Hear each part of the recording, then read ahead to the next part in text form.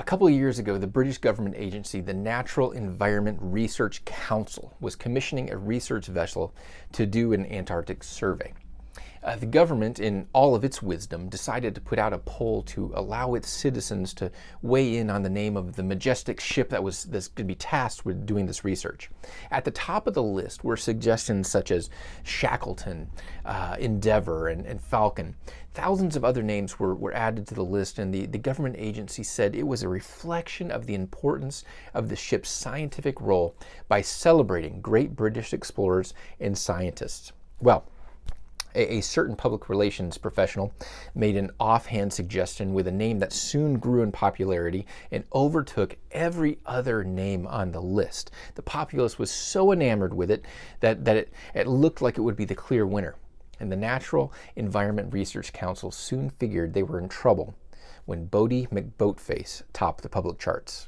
Even though Boaty McBoatface topped the charts, the organization decided to override the votes and go with the much more proper name, RRS Sir David Attenborough. But on the Attenborough, you will find the long-range auto-sub research vehicle named Boaty McBoatface. Many times when we do not think through the choices that we are making, we tend not to make the wisest of the decisions. Anyone here ever had a slap up the side of the head moment? Raise those hands high. The Boaty McBoatface poll was one of those moments. The Bible tells the story, though, of a young man who was put into a position of power, the highest position within his people group, and right off the bat, he realizes he's going to need some help, and he seeks to gain wisdom from God. Many of us are familiar with this young man whose name is Solomon. We find this famous story in 1 Kings chapter 3. So let's read through that story right now. 1 Kings chapter 3 says this: Solomon made an alliance with Pharaoh, king of Egypt.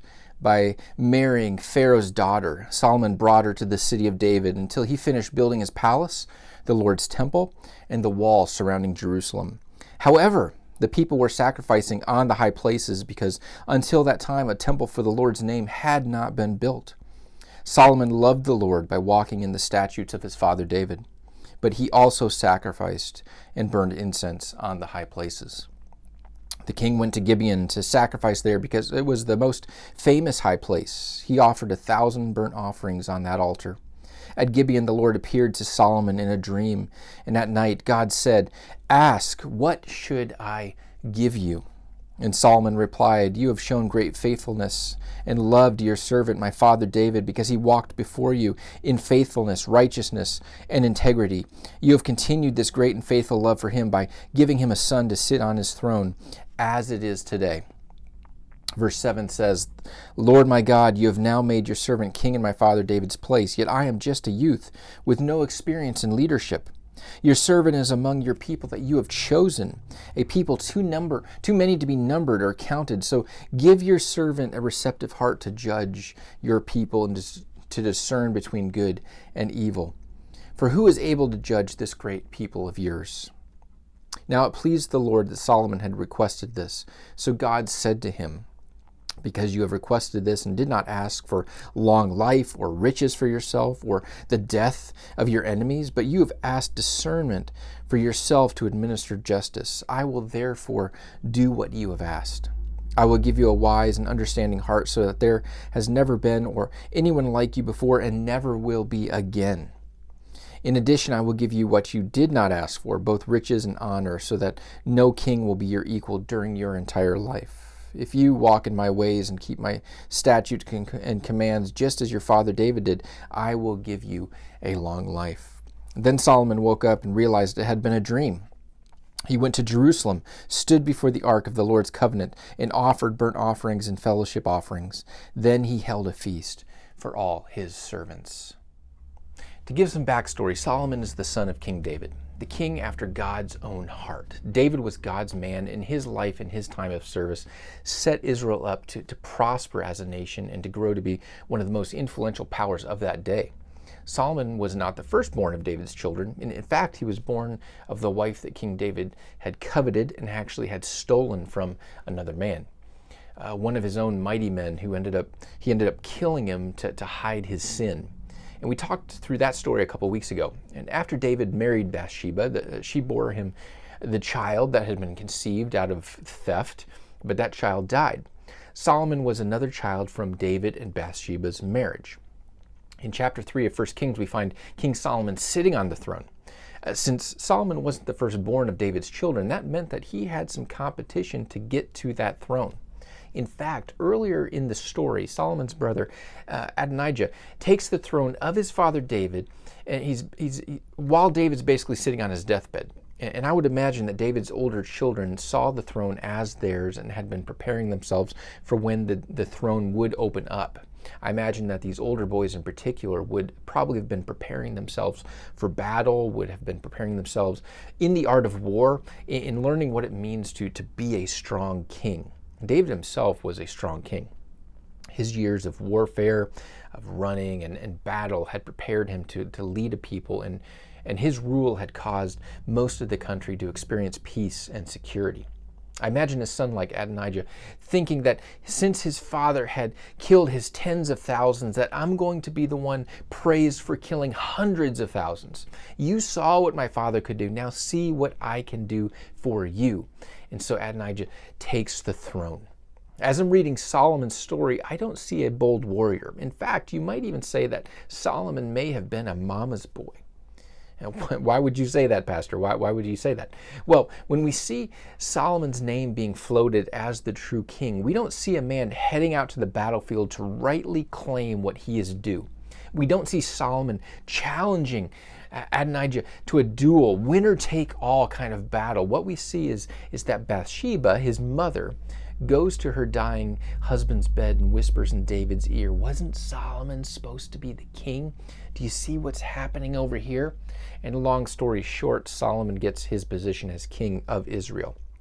And later on, as Solomon is ruling, it's mentioned that he made a place for his mother to sit at his right hand, the right hand being a place of influence. Fascinating story.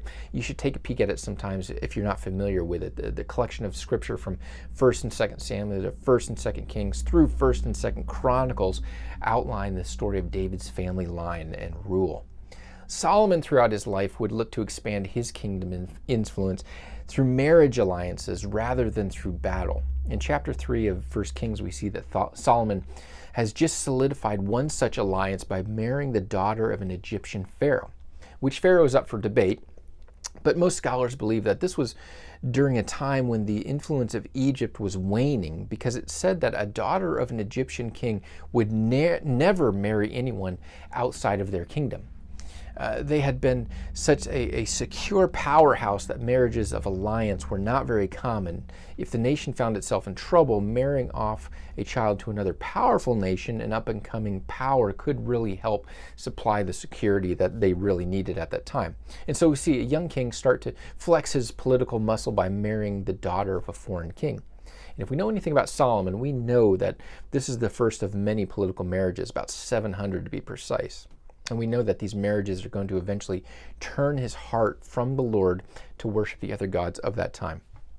But here we have a young king who is following in the footsteps of his famous father David, and he, Solomon himself, is wanting to walk in the same ways as his father, honoring God and seeking to be a king that is governed by the hand of God. Verse 3 of chapter 3 of 1 Kings says that Solomon loved the Lord by walking in the statutes of his father David. Right after his wedding, we see Solomon going to offer sacrifices to God. But in verse 3, it goes on to say that, but he also sacrificed and burned incense on the high places. Earlier in verse 2, we see that the people have taken up the habit of offering their sacrifices on various high places instead of keeping the tabernacle, God's house, as the central point of worship. And at this point in time, the tabernacle and the Ark of the Covenant are in two different places. They were meant to go together as God's house and God's seat amongst his people, so that the people are already starting to be splintered in their offering practices. And Solomon takes part in this himself. Now, later on in the scriptures, we're going to see that the high places are associated with pagan worship, worshiping the foreign gods that the Lord had told them to stay away from. At this point in time, as the temple was being planned and built, the authors use language that speaks to this practice as not being a fully condemned. It's what we had. And it's interesting that Solomon goes to the most famous high place to offer his sacrifices. More than likely, this is where the tabernacle was located at during this time. But again, we're going to find that the tabernacle was in Gibeon and the Ark of the Covenant was in Jerusalem. And at the end of today's passage, Solomon will actually go and worship God at the site of the Ark of the Covenant. Solomon desires to be a worthy king, a noble king. A king that follows in his father's footsteps by following in the Lord's footsteps. And the Lord comes to him one night in a dream. And God doesn't come in the dream demanding or laying out a set of commands for the new king. He comes with a question for Solomon. God said, "What should I give you?" Now, it was common in that day, let's say expected, that those who wanted to come and see a new king would come bearing gifts. It was an act of honor, an act of recognizing that you truly hold this position of standing and of power. And God comes to the new king and says, "What gift should I offer to you?" And this is where I want to sit for a few minutes on Solomon's response and request, and then God's response. Verse 6 through 9 says this. Solomon says, "You have shown great and faithful love to your servant, my father David, because he walked before you in faithfulness, righteousness, and integrity. You have continued this great and faithful love for him by giving him a son to sit on his throne as it is today. Lord my God, you have now made your servant king in my father David's place. Yet I am just a youth with no experience in leadership. Your servant is among your people you have chosen, a people too many to be numbered or counted. So give your servant a receptive heart to judge your people and to discern between good and evil. For who is able to judge this great people of yours?" Solomon praises God for his faithfulness in the past, especially as his father David was king. And Solomon asks for the Lord's continued favor. And he doesn't prop himself up at this point and say, "God, you've seen that the best man won the throne." No, Solomon comes in humility before God. He says that he is just a youth with no experience. He's not necessarily just talking about age, though he is a young king, but he acknowledges that when it comes to ruling a nation, he is just a novice. He doesn't have all the answers, but he still wants to do a good job. Solomon knows that he is counted among the people that God has chosen to call his own. He is among God's people. And not only is he one of the people, but at this present time, he has been called to lead out and govern the nation. We see a king that realizes the position that the Lord has allowed him to be in. And we see a king that understands that he is going to need a lot of wisdom if he's going to make this job work. Now, Solomon knows what he doesn't know. He doesn't know everything about being a king, about ruling a people. Solomon knows that it would be wise for him to get counsel and so that he can lead rightly. And so he asks for wisdom. Now, if we're not careful, we will just interpret this request as, just, hey, give me the smarts. Give me the knowledge. Give me more knowledge than anyone else. Smarts are different than wisdom. Smarts can give you the right answer. Wisdom helps you know how to use and when to use those right answers. Have you ever been in a position where you maybe posted a point on social media or an argument on social media? Maybe you had a face-to-face conversation with someone where you gave them all the facts. You laid out all the facts. You had it all tied up with a really pretty bow. But even with all the right answers, the people still didn't seem to respond how you thought they would respond to the message. What's going on there? You gave them all the right info, but they still railed against your conclusions. There's a great misunderstanding about human nature. It seems logical that given facts, we should be able to win an argument or persuade. But what we find is that people aren't pulled over to one side or the other until they felt a connection with the issue. We can provide information all day long, but if we don't feel a connection to the issue or to the conclusion, then we won't be convinced it's the right path to take. This is why when you have two leaders or maybe two politicians who make a huge mistake, maybe the same mistake, we're pretty free to grant forgiveness to one while bringing condemnation to the other. More than likely, with one of them, there's a position or a policy that we've connected with, and it helps us be pulled to their side, versus the other who maybe we have no connection with or no respect for, and we might find ourselves delivering shame or demanding that they be removed from office themselves. Solomon is asking the Lord not just for the right answers, but for the kind of wisdom that allows him to connect with the people, to understand the people, to be able to get into their shoes as he's making decisions on behalf of the people. We see what this looks like in this very chapter, starting in verse 16. Two women in the kingdom have babies. One of the mothers rolls over on her newborn baby in the middle of the night and kills him. The argument then is that mother took another woman's baby while she was sleeping to take the place of her dead baby. The text says that both these women are prostitutes. They're pretty low on the totem pole, but they're still able to gain an audience with the king to figure out whose baby this is. Now, think about it. If these are women of the night, then in the grand scheme of things, who cares what happens to them or their babies? Most of the people around them are probably thinking, you really got yourself into trouble. What kind of life are your kids going to have besides a life of shame? One less illegitimate kid in this world is no big loss. But Solomon, in all his wisdom, sees these as women who are still made in the image of God, and they're worthy of justice in this world. And he makes a pretty bold statement, knowing that it will draw the true mother out. Cut the baby in half and give each woman a part of it. That in itself is the smart answer to make everything fair. You both seem to have a claim. Well, we'll just split the goods. But Solomon wasn't just looking for smart and quick. He was looking for what was right. And the real mother pops up and says, don't do that. Just give the child to the other woman. I would rather see him have a life, even if it means growing up in a different home. And the other woman says, hey, go ahead, cut it in half. I don't care. Solomon was looking to connect with the woman's hearts. And the heart of the mother came out, and he said, she's the rightful mother. Give her the child. Everyone thinks that they have the right answers, but not everybody has the wisdom to know when to use them. Smart may give you the right answers. Wisdom lets you know how to connect with the people around you. And God is pleased with Solomon's request. God had offered him the world and an opportunity to have his wildest desires fulfilled. God was pleased because Solomon took a step outside of himself and said, I want a gift that will benefit the people around me and not just add to my own storehouses of wealth and prosperity. And God said, because you have requested this, it did not ask for long life or riches for yourself or the death of your enemies, but you asked for discernment for yourself to administer justice. I will therefore do what you have asked. I will give you a wise and understanding heart. Long life would have meant great power and influence for Solomon. Riches would have meant great comfort for himself and his family. The death of his enemies would have meant security by the removal of people who would get in his way. And you know what? If I was king, those things would have looked really great to me. Wisdom, well, that's a gift that not only Solomon gets, but the people around him and the people who he influences, they're going to enjoy it as well. A leader that works out of wisdom and desires to understand the people in their circle of influence is the best kind of leader.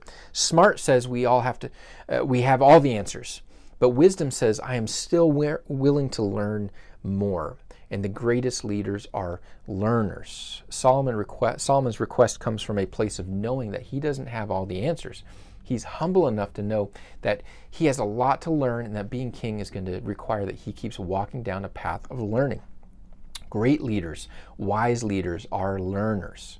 One of the leadership gurus I keep tabs on, his name is Kerry Newhoff, pastor up in Canada, says that great leaders recognize that they don't have to be the smartest ones in the room. Great leaders, in fact, they intentionally try and surround themselves with smarter people than they are. Wise leaders aren't afraid of counsel. Wise leaders aren't afraid of the gifts of others or even being outdone by someone else. And I think we would all agree that our leaders need more wisdom. But let me switch this around on you here. Every single one of you here, every single one of us here is a leader. Did you know that? Did you know that you are a leader? And I say this because we each have a circle of influence. Think for a moment about your own circle of influence. Who are those people in your life that God has paired you up with right now at this moment in time? Some of our circles are smaller than others. Some of our circles are larger than others. But if God has brought people into your life, He's given you an opportunity to speak into their lives. Solomon had a wide circle and he knew that he needed help. And he wasn't afraid to ask for it. By making a request for a discerning heart, he was asking for a heart that would continue to be open to God, that would be turned toward God. He was opening up his heart and mind and asking for God to direct him in his actions and his decisions. A heart that continually was asking for help, if you will. Do you think it's okay to ask for help? What do you think about those leaders, those people that ask for help? Is it a sign of weakness or a sign of strength? Solomon says, I don't know, but let me go to the one who does. Now, living life, it takes a lot of energy. The life of a king was going to be especially stressful and draining. Even though we aren't kings and queens, we still feel the weight of the world on our shoulders. There are decisions to make. There are families to raise. There are jobs to go to. Studies will show that when we get tired, we don't make good decisions. When we're distracted, we don't make good decisions.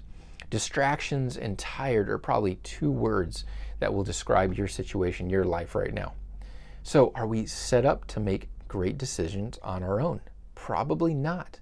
Pastor Craig Rochelle says this: when we are distracted and tired, we work off our emotions. When emotions are high, wisdom is low.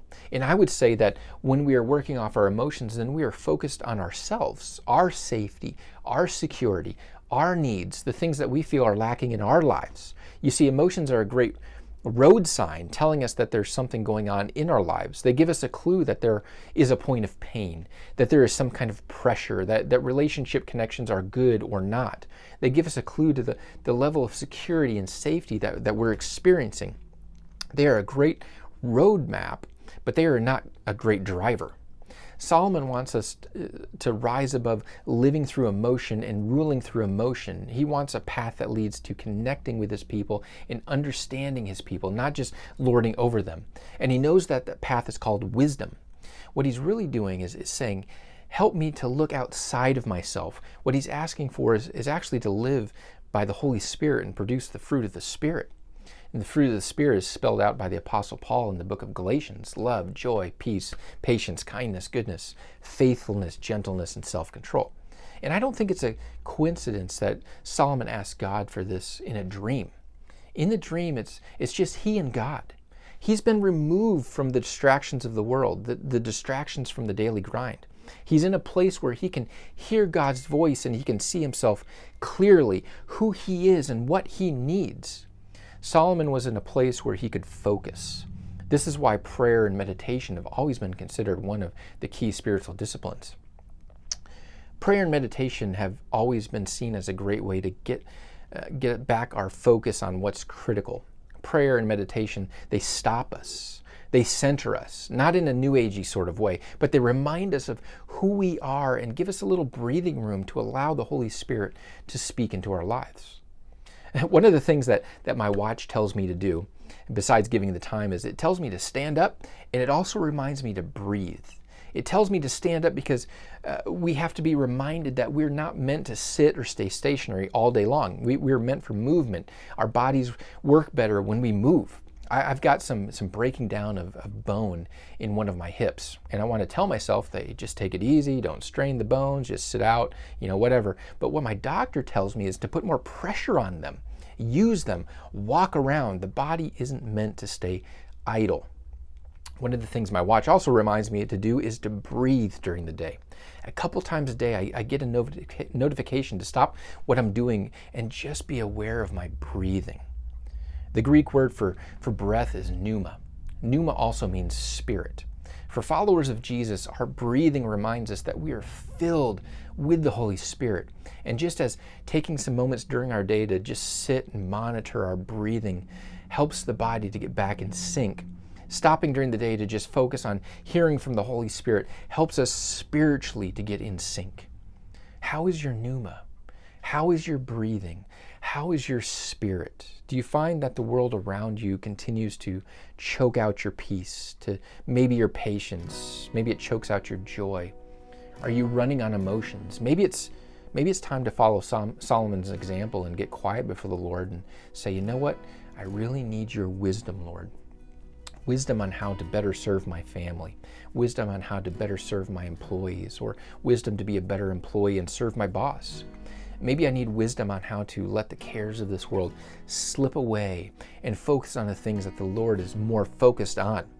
Jesus himself told us that his burden was light and his yoke was easy. He's not saying that life would not be challenging, but when we fix our eyes on what he's concerned about, how we interact with the world becomes much more clear and much more focused, and I would say much more simple. This is what godly wisdom helps us to discern. At the end of the story, we see Solomon offering up more offerings to the Lord and throwing a big feast, having a big party with his servants.